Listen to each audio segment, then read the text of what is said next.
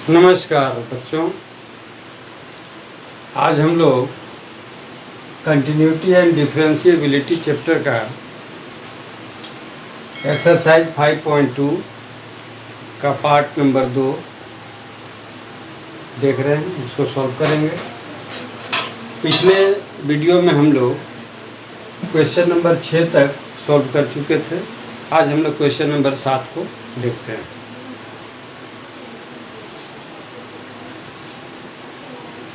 Question number 7 कह रहा है कि 2 into root cot x square. तो इसको हम लोग लेट कर लेंगे। मान लेते हैं let y equal to 2 into cot x square. ठीक है। अब इसको हम लोग डिफ्रेंशिएट करेंगे both side with respect to x। तो लिखेंगे डिफरेंशिएटिंग बोथ साइड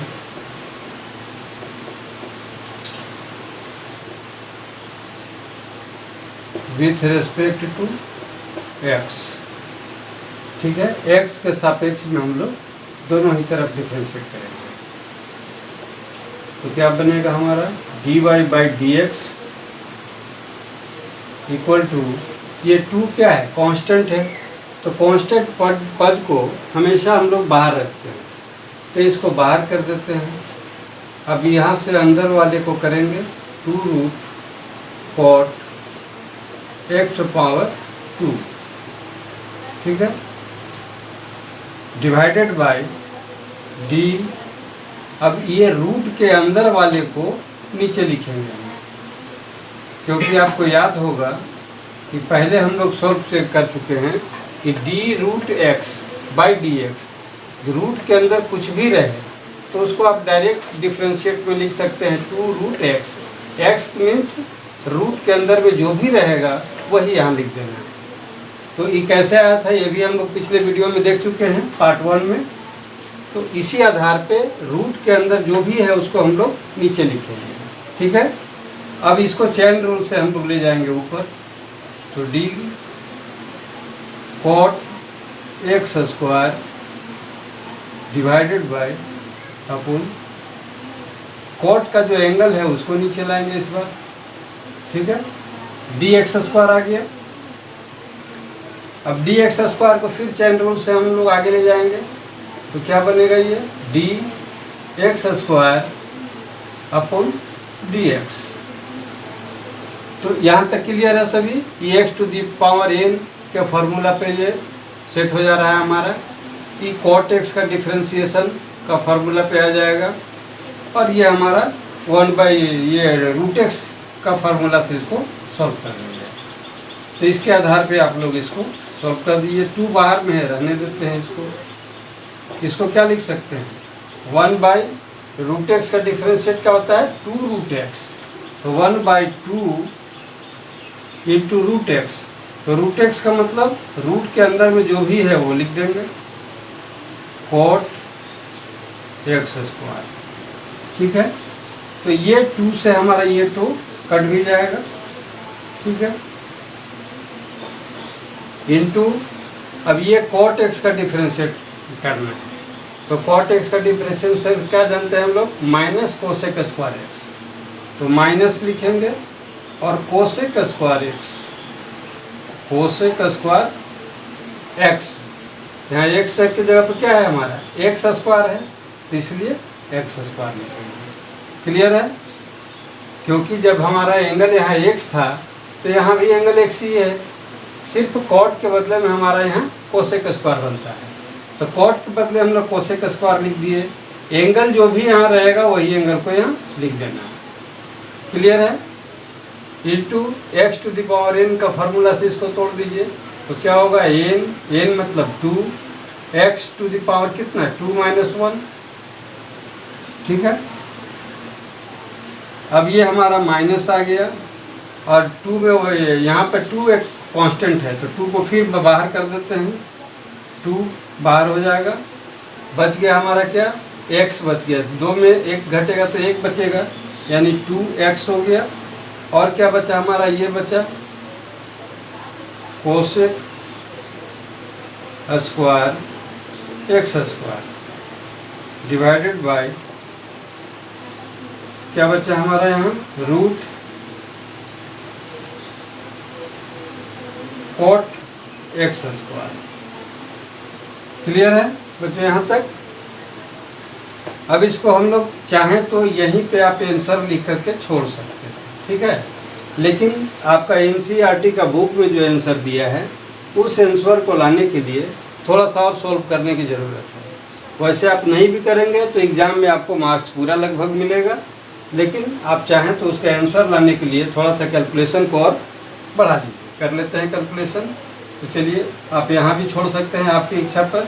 आगे करना है तो देख लीजिए।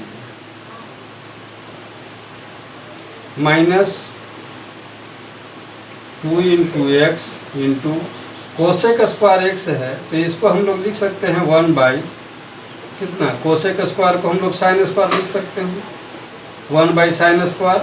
और एंगल क्या है, एक्स स्क्वायर है तो एक्स स्क्वायर रहेगा, इंटू ई कॉट है तो कॉट को हम लोग क्या लिख सकते हैं, कॉट को लिख सकते हैं cos x square by sine x square.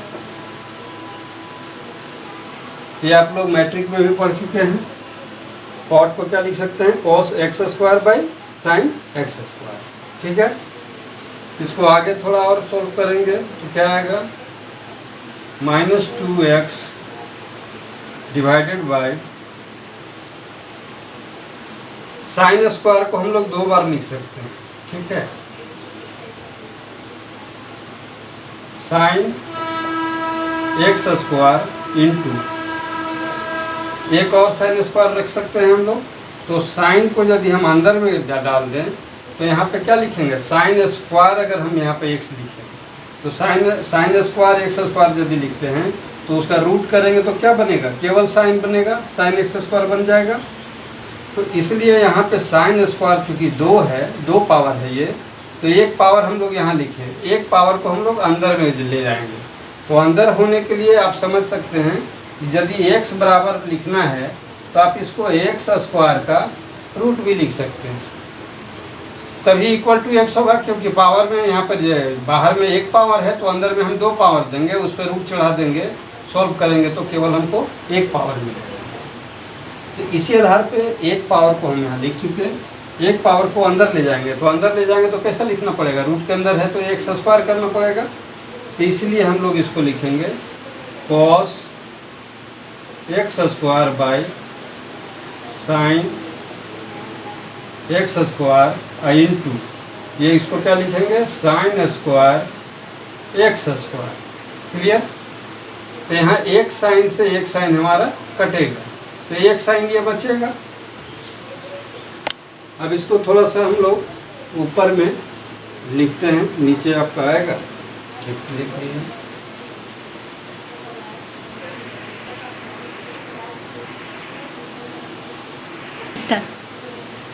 -2x divided by sine x square into क्या हमारा बचा अंदर में, यहाँ पे साइन एक तो बचा x square, sign x square बचा इंटू कॉस एक्स स्क्वायर है, कॉस एक्स स्क्वायर बचा। क्लियर है? तो साइन एक्स स्क्वायर यानी एंगल है हमारा एक्स स्क्वायर, तो इसको यदि हम 2/2 से डिवाइड करते हैं, ठीक है, तो 2 into sine theta into cos theta. आप पढ़े होंगे फार्मूला त्रिकोणमिति में कि साइन 2 थीटा इक्वल टू होता है 2 into sine theta into cos theta. ठीक है, ये फार्मूला है। तो इस आधार पे अगर 2 into sine theta into cos theta जो भी एंगल रहे, अगर हम इसको इस फॉर्म में लिखेंगे तो क्या करेंगे, एंगल को डबल कर देंगे। मैंने 1 थीटा है तो 2 थीटा लिखेंगे। उसी तरह से यहाँ पे एक्स स्क्वायर है तो ये एंगल को डबल कर देंगे। तो हम लोग इसको नेक्स्ट में क्या लिख सकते हैं, minus 2x divided by sine x square into ये √2 है, तो इसके नीचे चूंकि 1 है, भाग को जब गुना में हम लोग बदलेंगे तो √2 कहाँ चला जाएगा, ऊपर चला जाएगा। तो इसको आप चाहें तो √2 को ऊपर ले जाइए, ये √2 हमारा ऊपर चला गया। अब अंदर में क्या बच गया हमारा रूट के अंदर बच गया साइन 2x स्क्वायर। क्लियर है, साइन 2 थीटा के फॉर्म में आ गया। ये जो भी एंगल था हमारा यहाँ रहेगा उसका डबल करते हैं, तो एंगल हमारा x स्क्वायर है इसलिए 2x स्क्वायर हो गया, डबल हो गया।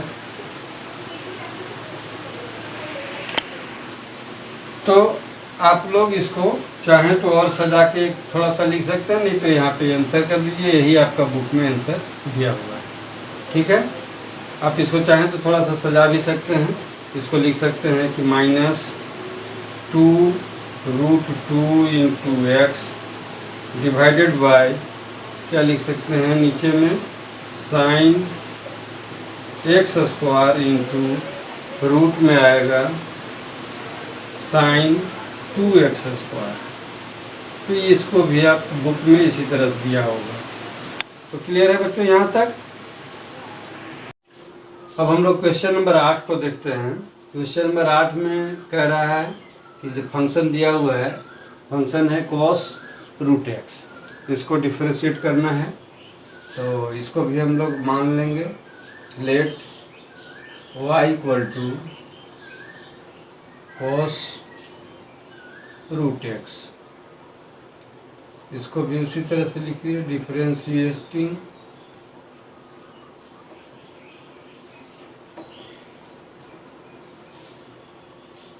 Both side with respect to x। तो इसको भी हम लोग x के रेस्पेक्ट में डिफरेंशिएट करेंगे। फिर क्या लिखेंगे, dy by dx equal to क्या हो जाएगा, d cos √x upon d, और cos का जो एंगल है वो नीचे आता है √x। ठीक है, अब ये √x को ले जाएंगे ऊपर, d√x चैन रूल से डिवाइडेड बाई dx। ये बहुत ही सिंपल है, छोटा क्वेश्चन है। तो यहाँ तक क्लियर है कि क्या किया हम लोग, cos का एंगल को नीचे लाए, cos के एंगल को चैन रूल से ऊपर ले गए और √x डिवाइड dx लिखे। cos का डिफरेंशिएट क्या होता है, cos का डिफरेंशिएट होता है माइनस साइन x। तो हम लोग यहाँ लिख देंगे माइनस साइन, और x का मतलब क्या है, एंगल, जो एंगल है हमारा यहाँ क्या है, √x है into √x by dx। √x by dx equal to क्या होता है, 1/2√x। डायरेक्ट लिख दीजिए 1/2√x तो यही आपका आंसर होगा, minus sine √x divided by 2√x। इसका ये आंसर है। देखिए 9 नंबर क्वेश्चन। अब आप कह रहा है कि prove that the function f given by f(x) mod x minus 1, जिसमें in which x belongs to r is not differentiable at x equal to 1। मैंने ये दिखाना है कि फंक्शन जो दिया हुआ है x minus 1 mod x minus 1, ये डिफरेंशिएबल नहीं होगा किस पॉइंट पे, x इक्वल टू 1 पे। तो डिफरेंशिएबल नहीं होगा, अगर जब भी बात आता है कि डिफरेंशिएबल है या नहीं है, तो इसको चेक करने के लिए हम लोग लेफ्ट हैंड डेरिवेटिव और राइट हैंड डेरिवेटिव को निकालते हैं। अगर ये दोनों इक्वल होता है तो हम कहेंगे कि इक्वल अगर होता है तो कहेंगे ये डिफरेंशिएबल है, और इक्वल यदि लेफ्ट हैंड डेरिवेटिव और राइट हैंड डेरिवेटिव यदि इक्वल नहीं होता है तो हम कहेंगे कि ये डिफरेंशिएबल नहीं। क्लियर है बात बच्चों? तो इसके लिए हमको क्या सिद्ध करना होगा?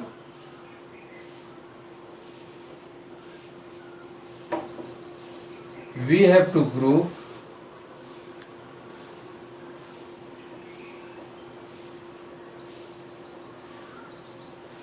हमको सिद्ध करना होगा LHD is not equal to RHD।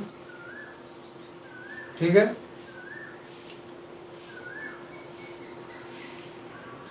देखिए हम लोग को अब लेफ्ट हैंड लिमिट निकालना है।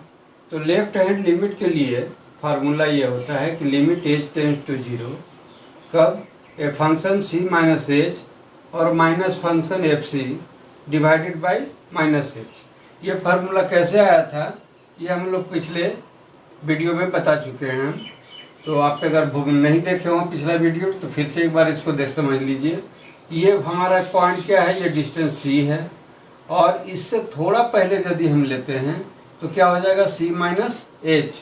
तो ये हाइट हमारा थोड़ा उससे कम है इसलिए c माइनस h लेंगे इसका। और अगर इससे थोड़ा अधिक लेते हैं तो क्या करेंगे c प्लस h करेंगे। अब यहाँ पे अगर नॉर्मली हम चेक करने के लिए टेंजेंट को निकालते हैं तो हमारा फार्मूला बनता है कि FC ये चूँकि बड़ा है तो इसमें हम लोग घटाते हैं FC माइनस कितना c माइनस h।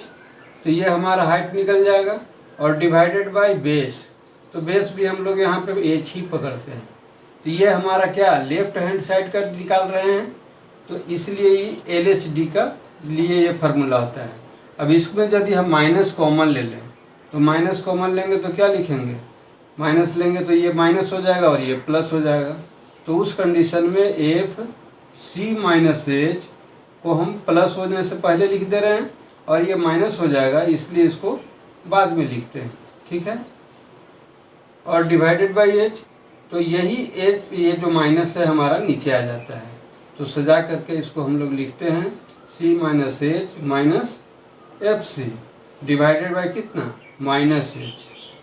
क्लियर? तो ठीक इसी तरह से जब हम इस पॉइंट पे चेक करेंगे, इस पर RHD को निकालेंगे राइट हैंड डेरिवेटिव को, तब उसमें तो हमारा ये बड़ा चूँकि है तो ये पहले लिखा ही जाएगा। तो इसमें आपका प्लस h आएगा, इसमें माइनस नहीं आएगा क्योंकि माइनस कॉमन लेने का जरूरत नहीं पड़ेगा। क्लियर है? आप इसी तरह से RHD का भी वैल्यू निकाल सकते हैं। RHD लिखेंगे तो क्या लिखेंगे, ये बड़ा है तो हमको लिखेंगे FC प्लस h माइनस करेंगे इसमें FC। ठीक है, FC डिवाइडेड बाई h। तो ये RHD के लिए ये फार्मूला होगा, लेफ्ट LHD के लिए ये। क्लियर है बात? चलिए अब इसको मिटा देते हैं। अब आइए यहाँ हम लोग अब यहाँ पे देखिए ये हमको हमारा लिमिट है h टेंड्स टू 0 और LHD निकाल रहे हैं। तो c minus h minus FC minus इतना।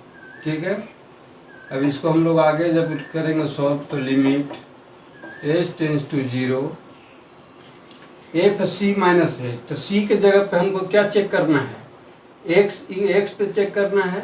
x इक्वल टू 1 रखेंगे तो क्या रखेंगे F1 माइनस h। कब? ये एट C पॉइंट के लिए ये फार्मूला था, एट C, लेकिन हमको चाहिए एट 1। तो 1 रहेगा तो C के जगह पे 1 लिख देंगे, माइनस क्या हो जाएगा F1 divided by minus h। Clear है यहाँ तक? अब आगे आइए। चलिए अब हमको F1 माइनस h का वैल्यू चाहिए। तो हमको पता है fx का वैल्यू क्या है, हमारा x माइनस 1 का मोड है। fx इक्वल टू हमारा क्या है, मॉड x माइनस 1 है। ठीक है, इसी तरह से यदि हम F1 का वैल्यू निकालें तो क्या निकलेगा, 1 का वैल्यू जब निकालेंगे तो आ जाएगा 1 माइनस 1। ठीक है, F2 का वैल्यू यदि हम निकालेंगे तो मॉड कितना आएगा, 2 माइनस 1। क्लियर है? इसी तरह से यदि हम क्या हमको वैल्यू चाहिए, 1 माइनस h का चाहिए। तो 1 माइनस h का जब निकालना होगा तो यहाँ x के जगह पर क्या बैठाएंगे, 1 माइनस एच, ठीक है, और -1, तो ये हमारा एफ 1 माइनस एच का वैल्यू आएगा। तो इसी वैल्यू को यहाँ हम लोग रख देते हैं, लिमिट h टेंस टू 0, यहाँ पे क्या लिखेंगे हम, मॉड 1 माइनस एच -1, ये वैल्यू को रखेंगे एफ 1 माइनस एच के बदले में, मॉड माइनस f1 का वैल्यू क्या रखेंगे, mod 1 minus 1, mod 1 minus 1, clear है। f1 का वैल्यू हमारा क्या रखेंगे, 1 minus 1 divided by minus H, ठीक है।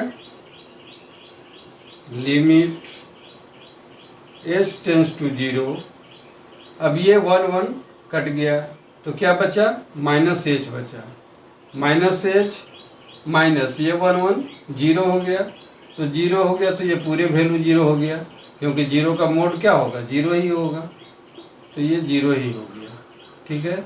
इसको नहीं भी लिखेंगे तो चलेगा, डिवाइडेड बाय कितना, माइनस एच इक्वल टू, अब इसमें अगर आप क्या लिख सकते हैं कि माइनस एच, मोड का मतलब क्या है, मोड के अंदर में माइनस निगेटिव वैल्यू हो या पॉजिटिव वैल्यू हो, रिजल्ट उसका ऑलवेज पॉजिटिव होता है। तो माइनस मोड एच है, इसका मतलब है कि इसका वैल्यू क्या आएगा, प्लस एच आएगा, और ये तो 0 है, तो डिवाइडेड बाय कितना, माइनस एच, ठीक है। तो एच कट गया, माइनस एच, तो h बाई एच कट कर हमारा क्या बना, -1 आ गया वैल्यू, LHD का वैल्यू हमारा आ गया -1, क्लियर है।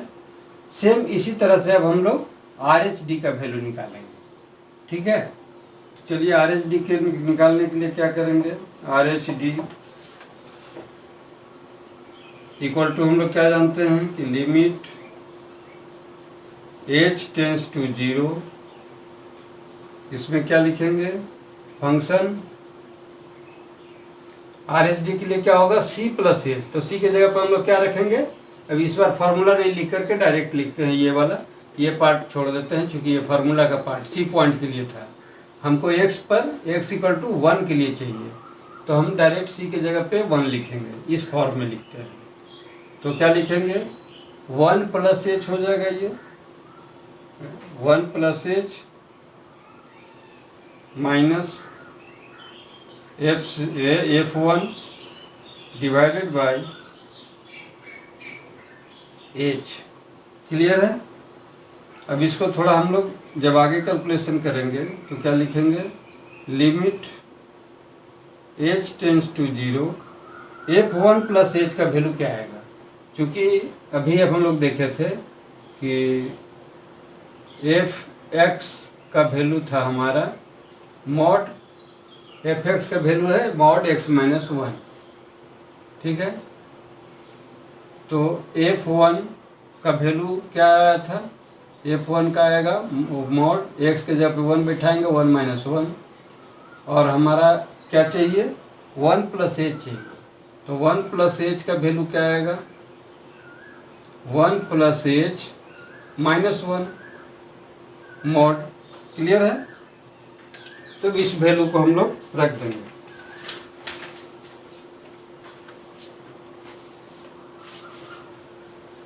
लिमिट h टेंस टू 0, इसका वैल्यू रखेंगे तो क्या आएगा हमारा, 1 plus H minus 1, 1 plus H minus 1 minus इसका क्या आएगा, 1 माइनस 1 डिवाइडेड बाई एच, ठीक है।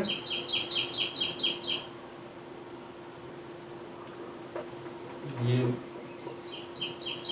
काम कर देंगे,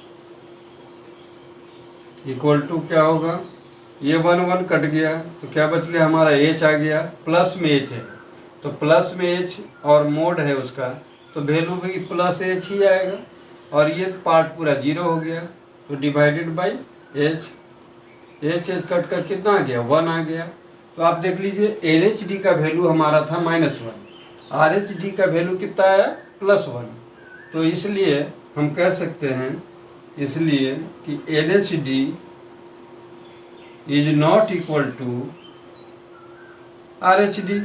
ये दोनों इक्वल नहीं है, इसलिए क्या होगा ये x.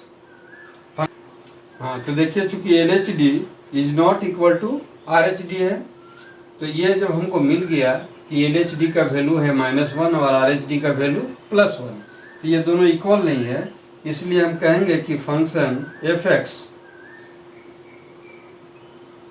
Equal to mod x - 1 is not differentiable. ये डिफरेंशिएबल नहीं होगा, नॉट डिफरेंशिएबल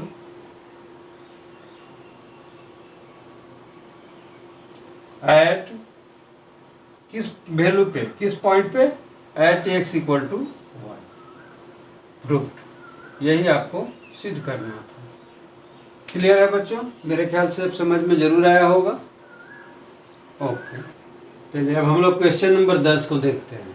10 नंबर ये कह रहा है कि proof that the greatest integer function defined by F X equal to mod greatest integer function X in which x is greater than 0 and less than 3 is not differentiable at x equal to 1 and x equal to 2। तो greatest integer function का ये बात कर रहा है। तो greatest integer function पहले समझिए क्या चीज़ है। ग्रेटेस्ट इंटीजर फंक्शन कहते हैं, जैसे ये मान लीजिए एक लाइन है, इस वैल्यू को अगर यहाँ पर हम कहें कि ये x है, यहाँ पे वैल्यू मान लीजिए ये x इक्वल टू 1 है, ठीक है। तो इससे थोड़ा पहले, मैंने बहुत मामूली डिफरेंस है, थोड़ा पहले अगर हम एक वैल्यू लेते हैं, अब थोड़ा यहाँ पहले दिखाना है तो चूँकि दिखाने के लिए थोड़ा दूरी दिखा रहे हैं, लेकिन एक्चुअली ये बहुत इसके करीब है। तो थोड़ा पहले यदि हम लेंगे तो 1 में क्या करेंगे, कुछ माइनस करेंगे, तो मान लीजिए कोई भी पॉइंट माइनस करेंगे, 1 - h लिख दें। अगर इससे थोड़ा बाद में देखते हैं तो क्या लिखेंगे, इसको 1 + h लिखेंगे। तो इस तरह से अगर हम कहें कि x से थोड़ा पहले, तो x में यदि कुछ भी घटता है तो x में कुछ भी घटता है और x का वैल्यू 1 है, तो 1 में कुछ भी घटाएंगे हम, तो जाहिर है कि 1 से वो छोटा आएगा। तो ग्रेटेस्ट इंटीजर फंक्शन में क्या करते हैं कि छोटा वाले को ही पहले हम लोग वैल्यू में लिखते हैं। जैसे मान लीजिए 0.9999 समथिंग जो भी वैल्यू हो, तो ग्रेटेस्ट इंटीजर फंक्शन में इक्वल टू हम लोग 0 लिखेंगे इसको, इसके ठीक पहले वाले वैल्यू को लिखते हैं, ठीक है। जैसे मान लीजिए 1.293 इस तरह का हो, तो हम लोग ये पॉइंट वाले को गायब करेंगे, इसके पहले वाला जो वैल्यू है उसको लिखेंगे राउंड फिगर में जो रहेगा। यानी ग्रेटेस्ट इंटीजर फंक्शन में 1.293 का वैल्यू क्या आएगा, 1 आएगा। सिमिलरली अगर 3.9999 या समथिंग कुछ भी रहे, तो हम लोग ये 999 भी रहने से इसको वैनिश करेंगे और इसके पहले वाला वैल्यू को हम लोग लिखते हैं। अर्थात यहाँ अगर ये 1 है तो 1 में कुछ भी घटाए हैं तो ये वैल्यू को हम लोग क्या लिख देंगे, 0 लिख सकते हैं हम लोग, क्योंकि 1 में कुछ भी घटाएंगे तो मान लीजिए 1 से छोटा जो भी आएगा 0.99 समथिंग आएगा, तो इसको हम लोग 0 लिख सकते हैं। 1 में कुछ भी यदि जोड़ते हैं, छोटा वैल्यू कोई जोड़ते हैं, तो क्या आएगा, तो 1 + 1.29 या 92 इस तरह का आएगा समथिंग, तो उससे पहले वाला वैल्यू क्या आएगा, 1। इसका मतलब है कि इसको यहाँ हम लोग 1 लिखेंगे। क्लियर है? तो ग्रेटेस्ट इंटीजर फंक्शन में इसी तरह का वैल्यू को रखते हैं। अब आइए हम लोग को सिद्ध करना है, प्रूव करना है x = 1 पे ये डिफरेंशिएबल नहीं है ग्रेटेस्ट इंटीजर फंक्शन। तो इसके लिए ग्रेटेस्ट इंटीजर फंक्शन सिद्ध करने के लिए, ये डिफरेंशिएबल सिद्ध करने के लिए क्या हम लोग करेंगे, लेफ्ट हैंड डेरिवेटिव और राइट हैंड डेरिवेटिव का वैल्यू निकालेंगे। वो दोनों यदि इक्वल होगा तो हम कहेंगे कि ये डिफरेंशिएबल है, और इक्वल नहीं होने पे कहेंगे कि डिफरेंशिएबल नहीं है। ठीक है, तो पहले LHD का वैल्यू निकाल लीजिए। सॉल्यूशन LHD में क्या करते हैं, लिमिट h टेंड्स टू 0 से ही लेते हैं। तो हमारा 1 पे चूंकि चेक करना है तो क्या करेंगे, फंक्शन 1 माइनस लेफ्ट हैंड वाला में क्या है, बाएं साइड वाला में 1 माइनस एच लेते हैं।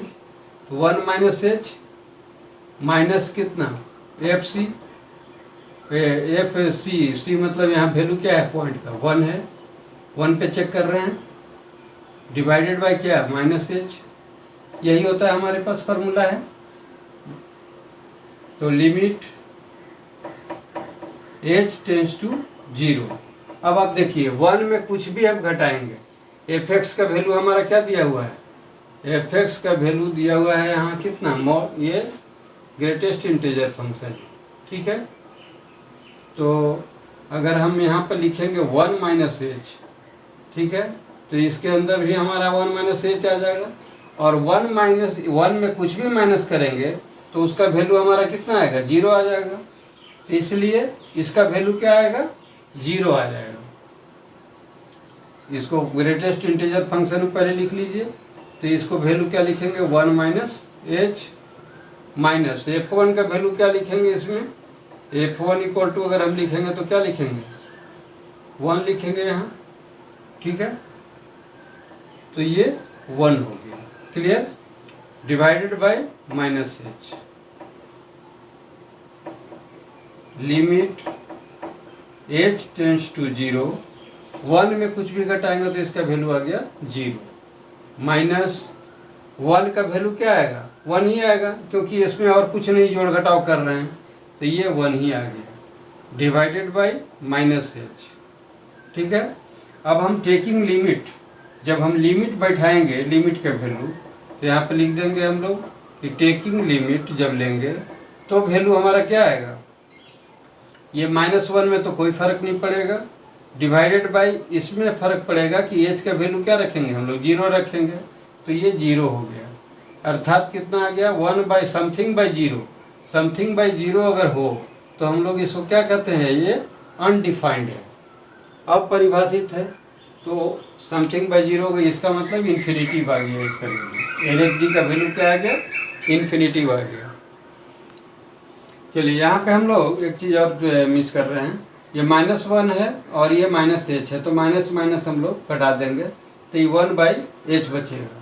तो एच का वैल्यू 0 बिठाएंगे तो 1 बाई 0 इक्वल टू ये इन्फिनिटिव आ गया, वैल्यू में कोई चेंज नहीं आएगा क्योंकि यहाँ लेकिन माइनस था तो कटा देना चाहिए था। अब हम लोग क्या करेंगे, RHD निकालेंगे, राइट हैंड डेरिवेटिव RHD। तो क्या करेंगे, लिमिट h टेंड्स टू 0, और इस बार क्या लिखेंगे, 1 प्लस, चूंकि 1 पे चेक करना है तो 1 प्लस h, ठीक है, minus f1 divided by h, यही होता है हमारा। तो 1 प्लस h का वैल्यू क्या आएगा, 1 में कुछ भी जोड़ देंगे तो जोड़ेंगे तो 1 पॉइंट समथिंग इस तरह का कुछ आएगा, एक छोटा वैल्यू, h क्या है यहाँ, एक बहुत ही छोटा वैल्यू है, तो इसलिए जब कुछ भी जोड़ेंगे तो 1 पॉइंट समथिंग आएगा, और 1 पॉइंट समथिंग होने से हम क्या लिखेंगे, ग्रेटेस्ट इंटीजर फंक्शन में 1 लिखते हैं, क्योंकि डेसिमल के बाद वाले वैल्यू को हम लोग गायब करते हैं, ठीक है। तो अब यहाँ हम लोग पहले तो इसका फंक्शन है, तो ग्रेटेस्ट इंटीजर फंक्शन में आप लिख लीजिए इसको, f1 plus H equal to क्या आएगा, f1 यहीं पर कर लीजिए, f1 plus H equal to हम लोग क्या लिखेंगे, 1 प्लस एच, तो इसको लिख लेंगे 1 प्लस एच माइनस 1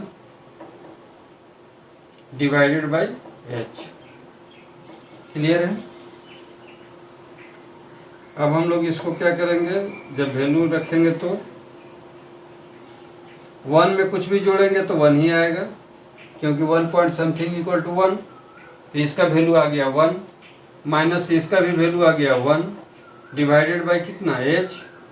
अर्थात कितना हो गया, जब लिमिट लेंगे तो ये 0/h आ गया, 0/h आ गया। जब हम लिमिट लेंगे तो क्या होगा, टेकिंग लिमिट जब लेंगे तो वैल्यू हमारा कितना आ जाएगा, 0 में h का मान भी यहाँ 0 रखेंगे तो 0/0 0 आ गया।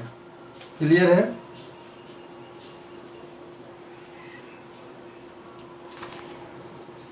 स्टार्ट का वैल्यू भी हमारा क्या आ गया, 0 आ गया।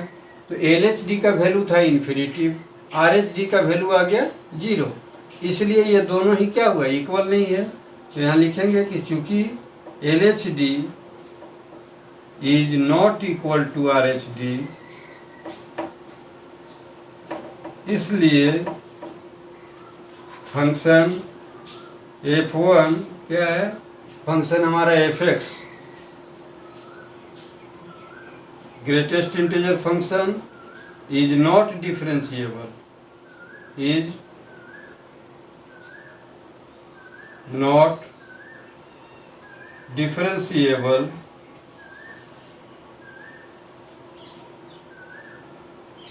एट किस पे, x इक्वल टू 1 पे, x इक्वल टू 1 पे ये डिफरेंशिएबल नहीं है। सेम इसी तरह से हम लोग कर लेंगे जब x इक्वल टू 2 पे चेक करना रहेगा, तो जहाँ जहाँ 1 है वहाँ 2 करके देख लीजिए, 1 और 2 में भी सेम ही आएगा। यहाँ 1 है तो हम लोग क्या कर देंगे, इसको पहले आप इसको एक बार नोट कर लीजिए, ठीक है। तो अभी हम लोग क्या करेंगे, 2 निकालने के लिए जहाँ जहाँ 1 है वहाँ 2 लिख दीजिए।